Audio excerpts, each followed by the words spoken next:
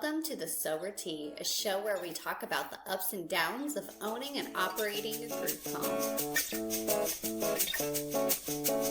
I'm your host, Garrett, and I'm here with Reggie, who owns several group homes. Welcome, Reggie. Why don't you introduce yourself to our audience? Hello, Garrett. My name is Reginald McDowell. People call me Reggie, and I am in the group home business. Okay, why don't you kind of summarize what you do in the group home business and how long you've been there? So what I do is not actually called group homes. I am in the recovery residence business, which is not really a business. And so what we do is we help people who are addicted to anything really on the road to their recovery. Interesting. Why don't we start at the beginning and how you got into that business? Great. So the way that I actually ventured into this business, I've always been looking to get into real estate in some form or fashion. Obviously, most people get into real estate by buying a single family residence, finding a tenant, renting it out. I was not into the flipping aspect of the business. That never really appealed to me. I bought my first residence. Actually, let me back up a little bit. The residence that I was living in, my wife and I, we built a new home. And so we started renting out that property just to a regular tenant. I think it turned out pretty well. We actually got pretty lucky. Those tenants are still there 4 years later. Great tenants. And I've heard a lot of horror stories about tenants, but I think, this first time around we got lucky, so kind of spoiled us a little bit. So we went out and we bought our next property, and what we knew, find another tenant. So we actually found a tenant, and this tenant was actually in the group home business himself. He didn't buy his own properties, he leased properties, but he turned them into group homes. And so we chatted about that. I was like, fine. I didn't know anything about it. I didn't think it would hurt anything. As long as he paid his rent monthly, I was okay with it. However, we went and bought our next home, and I kind of started paying attention to what he was doing. And I noticed that the income could triple the way he was putting tenants into a home versus the way I was putting tenants into the home. So that's kind of how I got started in the group home business. I started doing a lot of research, a lot of internet research. That's where everyone starts, obviously. And it kind of led me to where I am today. Okay. So what was the moment?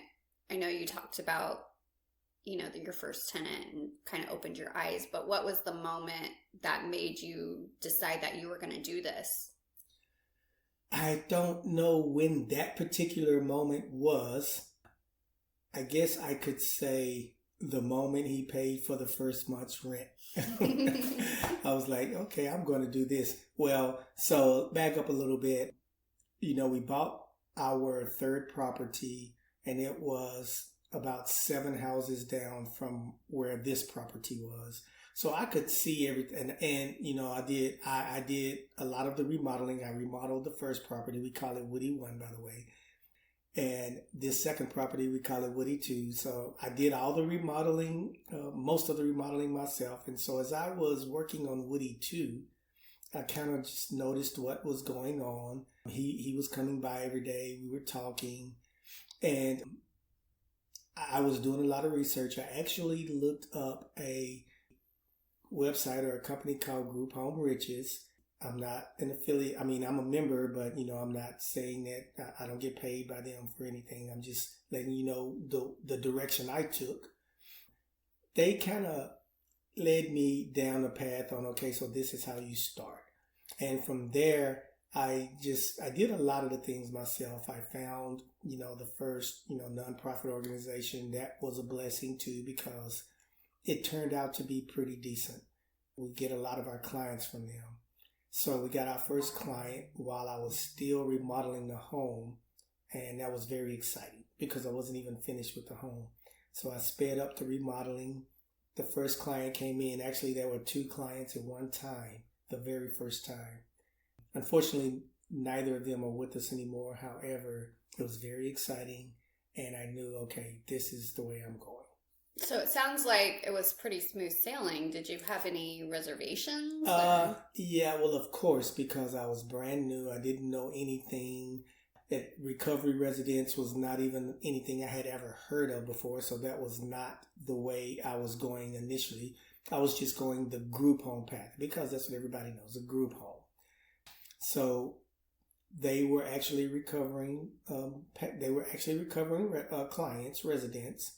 I didn't know anything, I guess I could say, but I did a lot of researching, learning which way to go.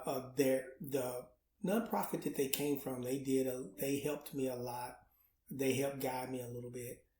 So there were a lot of reservations, but the 3rd client came, then the 4th client came, and the reservations just started becoming less and less, and I started learning more and more. Okay. So I know you talked about recovery residences. So what is the difference of a group home and what you do?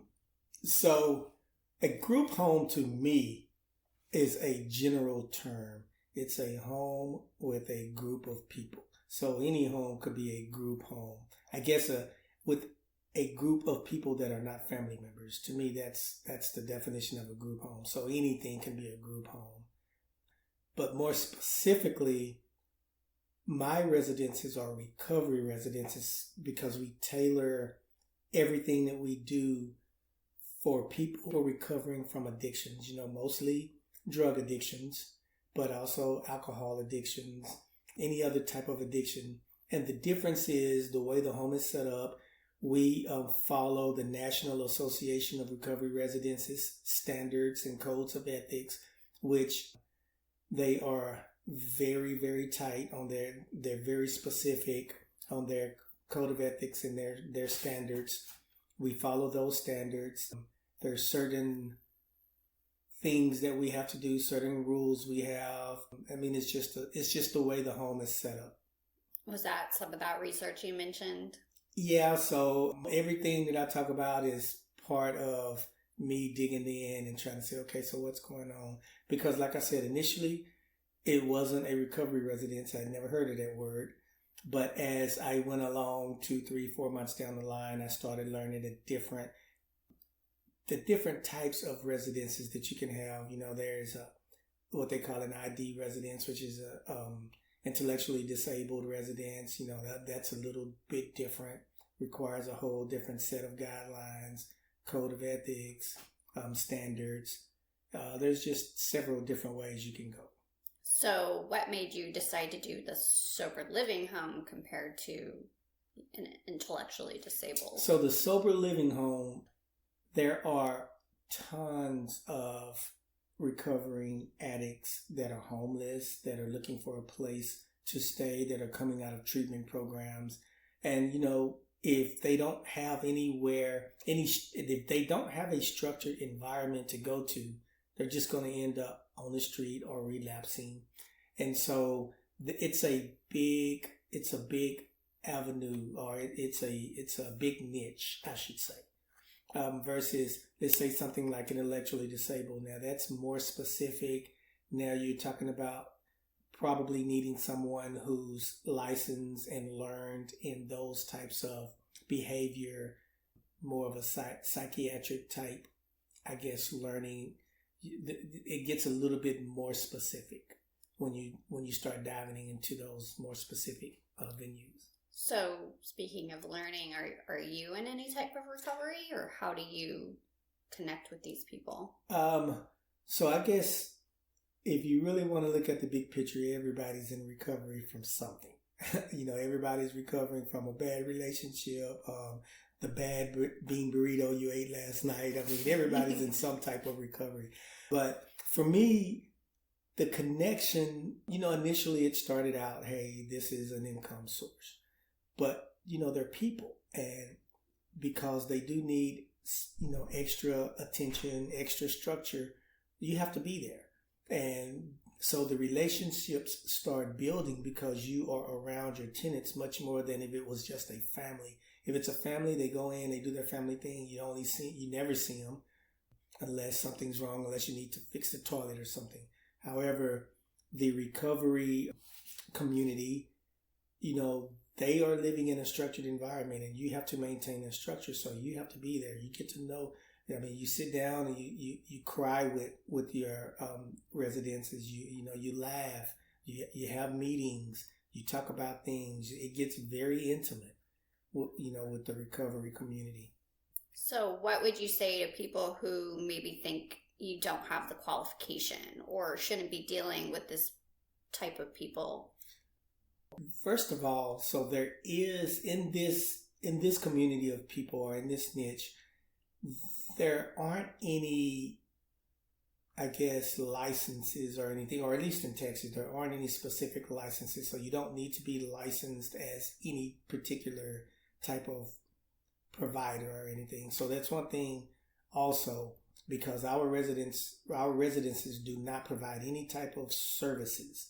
We don't provide transportation, any daily living activity services. We don't prescribe any medicines or even help with medication. So we don't provide any services. So we don't need to be licensed for anything.